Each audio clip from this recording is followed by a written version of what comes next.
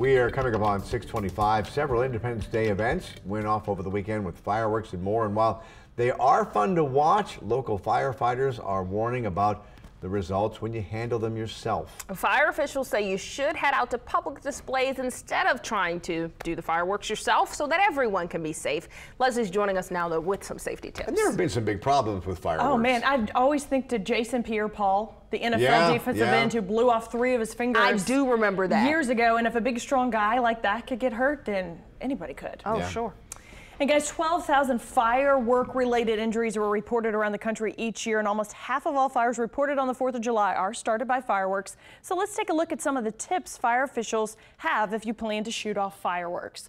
First of all, never use fireworks indoors. Only light fireworks on smooth, flat surfaces away from houses, dry leaves, and flammable materials, and make sure spectators are a safe distance away before lighting them. Never aim or throw fireworks at another person, and never put your face or any other body parts over fireworks. Leave pieces of fireworks on the ground after an event. Some may still be ignited and can explode, and never carry fireworks in your pocket.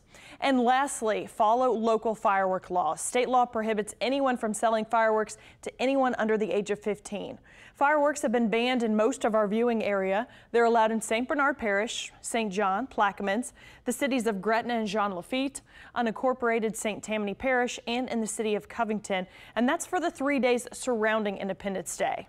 If you aren't using fireworks, your neighbors could still end up causing damage to your property. So coming up at 6:30, we'll talk about some of the precautions you should take just in case to avoid a fire. Guys? And we have had some instances where fireworks, bottle rockets, things like that have caused some damage and burned down houses. Sure. Yeah. It can be very, very dangerous. And yeah, even if you're being responsible, if a neighbor's not, we're going to talk more about that at 6:30. All right, thank you very much.